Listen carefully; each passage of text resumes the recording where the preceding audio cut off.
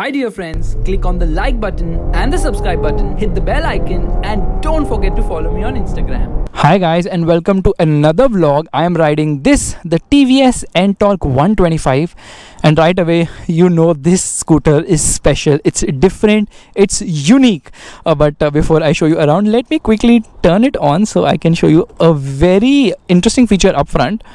So there we go. As you can see, this scooter has very good NVH levels. In fact, the NVH levels are just brilliant. It's not vibrating much and it feels very refined, which is kind of surprising. Now obviously in terms of chassis components, it's similar to the one on the Jupiter, but beefed up suspension, beefed up tires. These are diamond cut wheels apparently, but they don't look diamond cut at all. But nice finishing, black treatment over here, and the color, the matte color really looks nice on it. There are many air vents, a pair at the front of no use at all, and over here there's an LED DRL. This definitely looks like the Chevrolet logo. This is a standard halogen light, should have been an LED, and the indicators are placed on the handlebar, which moves. The main headlight doesn't move along with the body of the scooter when you're turning around. So the mirrors, they offer a decent view of what's behind, but the shape I don't like, similar to the ones on the Apache. It kind of feels weird, but that's personal choice. You can see how the bar end has been placed on the handlebar, but again it's more about looks than anything else. And it also gets an engine kill switch. Yes, an engine kill switch in a scooter. That's first in the segment. Finishing is very nice. You can see NTorq 125 has a 3D engraving over here, and this exhaust is also very stubby. Red fan here for the engine. Again, such a sporty attention to detail given by TVS on this scooter. And overall, it's a scooter which will definitely attract a lot of attention. At the rear, we get this T-shaped tail light along with these, again, fake air vents. I don't know why they were necessary. Indicators are gelled well inside the body, and the grab rails, they look very nice. And you can also hook on your luggage over here because of this hole which they have placed in the grab rails. So definitely a lot of practical bits, including a footboard if you want to make someone sit sideways. 3 valve written here on the engine. It gets a monoshock suspension which is offset, and the quality of the pegs really very good, finished in aluminium. So good attention to detail. The footboard area isn't large enough, but you get practical bits here, so there is space to keep stuff here. It says maximum 3 kgs load is what it can take, and here as well. Now before I get to the cluster, let me quickly open the under seat and show you. So where is it? Here it is. Could have been placed up, but it's placed down here. So left side will open the fuel lid. External fuel filler should have been over there in the key ignition. Meanwhile, the right side will open the seat. Now this is capable of taking 22 liters but will not take a full face helmet. A half face helmet will just do. There's a USB charging socket over here as well as an LED light. Again, very practical. And now I'm going to show you the biggest party piece of the scooter, which is the instrument cluster. So here we go. You can see so many things on the instrument cluster. And basically TVS has really gone crazy with a ton of features. It also gets a hazard light switch. This is the horn, decent enough, and this visor is for namesake, has no function at all. Now let's get to the instrument cluster. As you can see, it's a 5-inch cluster, and there's the eco and power mode indicator over here. There is a temperature meter, a fuel gauge, a clock, odometer, and twin trip meters which you can go through over here. Now we have come to the lap timer. It gets a lap timer. It says sport mode and there's the riding stats from the last lap. Top speed 26 kilometers per hour, whatever average speed and stuff like that. Now you press this once again and it shows you the top speed. It says 106 kilometers per hour is what it has achieved. 0 to 60 in 6.7 seconds, which is very fast indeed. And now we are in street mode. So this scooter is really loaded, and it also has something called the Smart Connect. Basically this is a Bluetooth enabled instrument cluster. It will connect to your smartphone and you can see a lot of data, including taking calls, seeing missed call alerts, even using navigation, and navigation is very accurate. It will even reroute you in case you miss a turn. It will tell you estimated time of arrival, and it will also show messages and a ton of features which I would have loved to show you right now, but unfortunately it only works on the Android platform. I have an iPhone right now, so I won't be able to show you that right away, but this cluster works really well, and the fact that it gets Bluetooth connectivity in a scooter is just something else. Indian flag over here, and overall fit finish of the scooter is supreme. It feels very well put together. I love how they have gone with attention to detail, like TVS Racing over here, red stitching over here on the seat, which has been done very nicely and beautifully. And just look at the NTorq 125. Isn't it a scooter which really grabs a lot of attention? But how is it to ride? There's only one way to find out, and obviously it also gets a brake lock over here. So there's so many features. I will keep talking about them as and when I see them, but you can see it feels very chunky and edgy. The panels are sharp, and this is a scooter which certainly feels like it has arrived in style. So let's get riding right away. Here we go. That's the fastest takeoff I've ever done. Low end punch is kind of lacking, but hey, let's do one thing. Let's not be so judgmental. Let's just stop, take a deep breath, and give it the beans. And we are here all set to give it the beans. Here we go.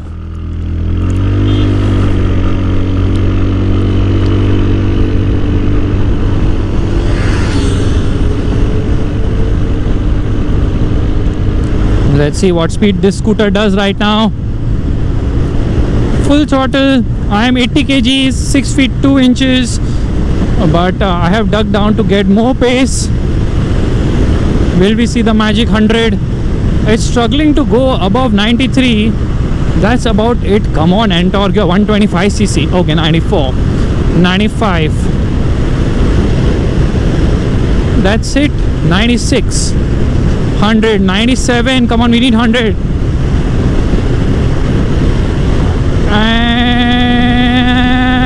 And that's about it. So the NTorq has done 97 kilometers with me. So 97 kilometers per hour with me right now, which isn't much, but over here the top speed recorder is showing 105 kilometers. Maybe that's down a slope. And here we go.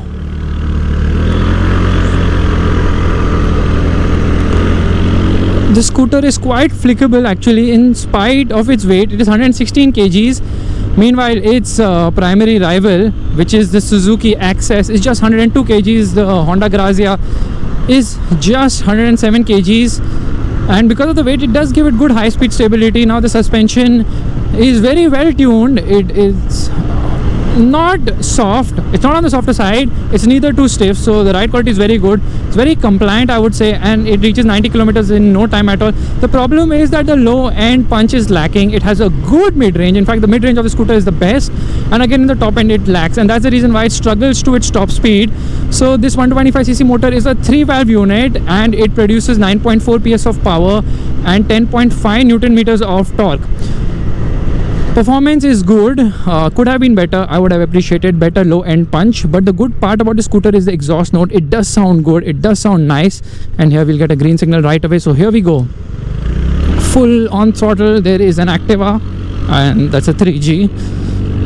So you can hear the noise. It sounds good actually, this scooter, and gathers pace also quite well. It's not a scooter to flick around corners fast. Obviously scooters are not meant for that, but this one does a decent job honestly, because it's predictable. It feels nimble and agile in spite of its weight, and the suspension setup is brilliant. It's just brilliant. Obviously the riding posture is upright, like is in the case of every scooter, and the seat isn't soft, neither is it hard. So my butt is not sinking into the seat, neither am I feeling any pain on my butt by riding this scooter.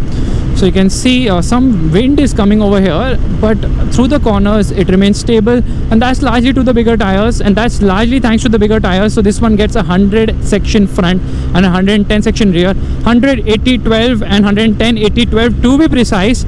And the brakes are good at the front, not at the rear, because the rear tends to lock up. So here we go, hard on the brakes, and very sure-footed braking.